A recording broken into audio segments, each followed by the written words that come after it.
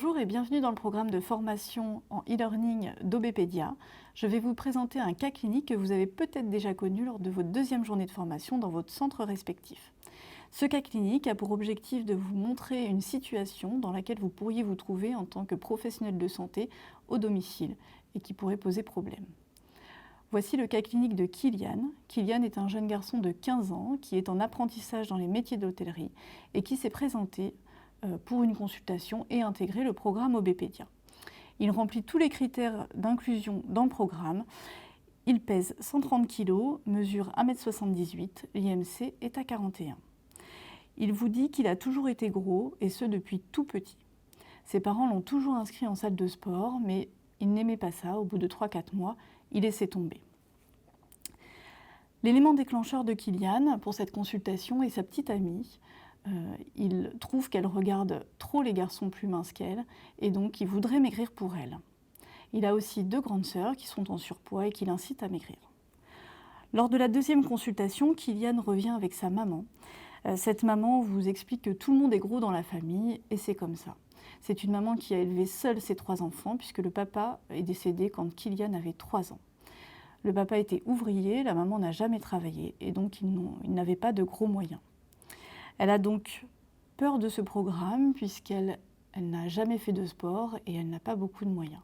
Néanmoins, elle vous explique qu'elle est très fière de son fils puisqu'il aura un beau métier et qu'elle est aussi très fière de vous dire qu'elle a impliqué ses enfants lors de l'achat des courses et surtout du goûter. Les 2 problématiques qu'on a identifiées chez Kylian sont sur le plan alimentaire, la consommation de beaucoup de produits industriels et trop de produits sucrés. Mais notre ressource sera que Kylian est très motivé à faire du sport. Vous trouverez le cas complet de Kylian sur le site de la SRAE. T'as pas des devoirs à faire là, au lieu d'être sur ton portable là, pour demain? Non, je les ai déjà faits. Oh bah c'est sûr, mais il y a toujours à faire. T'es pas obligé de rester là, on va bouger un peu.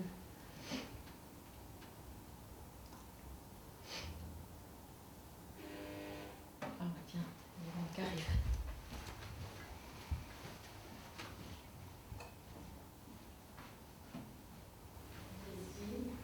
Bonjour Kylian.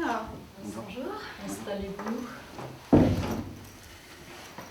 Merci de nous accueillir aujourd'hui. Donc je voulais vous présenter Maria, qui est enseignante en activité physique adaptée et qui va faire partie de l'équipe de proximité de Kylian dans le parcours Obepédia, dans lequel vous avez accepté de participer.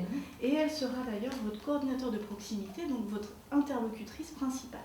D'accord ? Voilà, donc on se voit aujourd'hui pour la restitution du bilan éducatif. Quand on s'est vu, tu te rappelles, Kylian, en hôpital de jour, on avait pas mal échangé ensemble. Tu avais vu aussi Mylène et Valérie, qui sont la diététicienne et l'infirmière. Et grâce à tous ces échanges, on a synthétisé un petit peu tes objectifs, avec quelles actions mener. Donc ça se présente comme ça.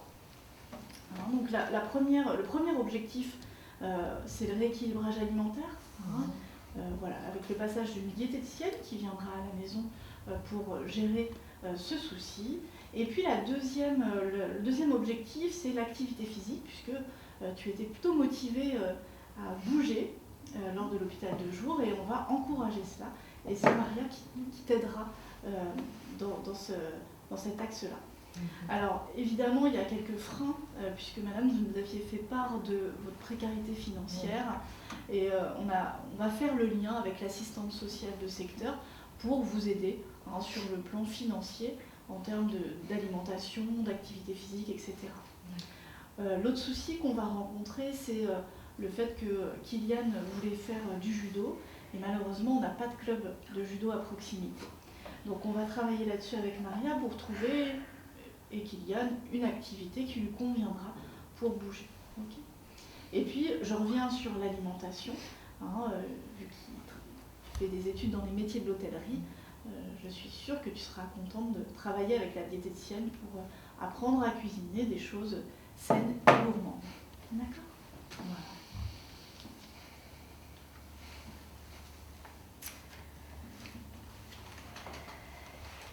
Attendez, ça vous intéresse plus? Vous êtes plus d'accord avec le programme? Non, parce que sinon, va falloir nous le dire tout de suite.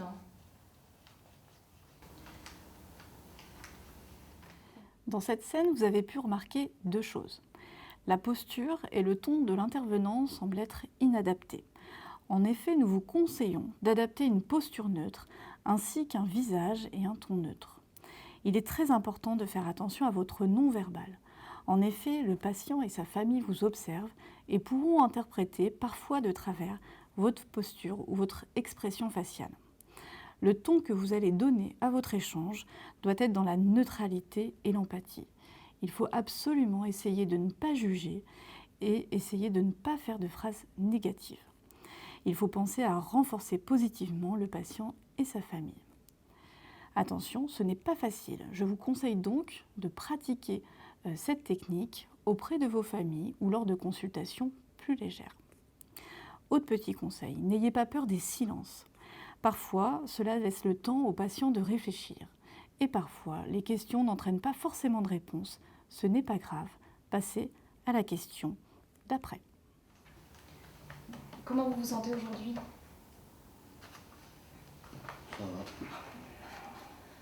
Je vous sens peut-être un petit peu agacée. Est-ce qu'il y a eu quelque chose de particulier depuis l'hôpital de jour?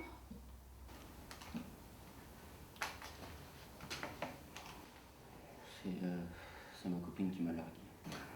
Pas étonnant, hein. Je t'avais dit que tu te ferais larguer. T'as vu comment t'es gros, de toute façon. C'est inévitable. Oh, s'il te plaît, là. Hein. S'il te plaît. Non, en plus, ne casse pas tout, là. C'est bon, là. Oh, Kylian, c'est bon, rassieds-toi. Une de perdue, 10 de retrouvée. T'es grand maintenant, tu vas t'en remettre. tu En même temps, t'es jeune, t'en retrouveras plein d'autres.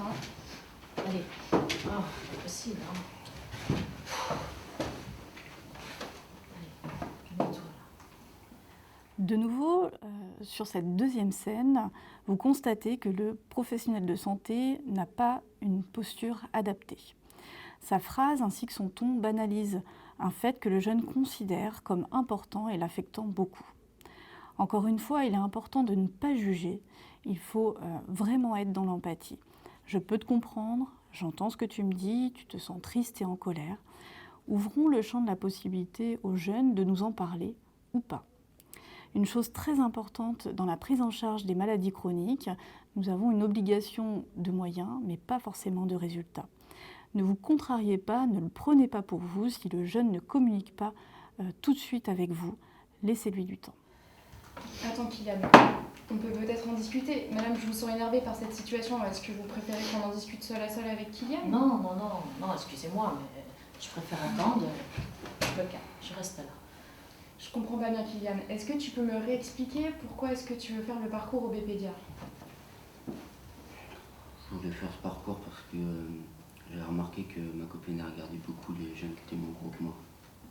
Tu peux pas dire ça en regardant madame en face, là? Tes Pas- yeux baissés, là, c'est un peu de respect, s'il te plaît. Pas de souci, madame. Je comprends très bien que ce soit difficile pour Kylian de s'exprimer. Hein. J'entends vos valeurs et c'est très bien, mais c'est pas grave. Pour aujourd'hui, le plus important, c'est que Kylian puisse s'exprimer. D'ailleurs, Kylian, est-ce que tu arriverais à me dire ce qui est plus difficile pour toi, si c'est la rupture ou si c'est le fait qu'elle regardait des garçons plus minces que toi? Je sais pas trop, je me sens mal. C'est vrai que c'est pas facile, il faut que tu te fasses aider, Kylian. Les dames, elles sont là pour toi, là. Hein, bon, c'est vrai que c'est pas facile de se faire aider quand on a des problèmes financiers. C'est vrai que je gagne pas beaucoup d'argent, mais c'est vrai que quand on est gros, voilà, ça n'arrange rien. Dans ce cas-là, je pense que le parcours au BPDIA peut vous aider et nous sommes justement là pour en discuter avec vous. Lors de cette troisième scène, vous constatez qu'il est important de pouvoir apaiser les tensions et recevoir les émotions. Les reformuler permet au patient de bien comprendre que nous comprenons ce qu'il ressent. Cela permet d'identifier l'émotion et une fois l'émotion identifiée, nous pourrons travailler dessus. Comment s'exprime-t-elle? Comment l'apaiser? Comment l'anticiper et éviter qu'elle n'explose? Vous constatez que Kylian et sa maman sont d'accord et plus apaisés. Nous pourrons alors discuter du parcours proposé.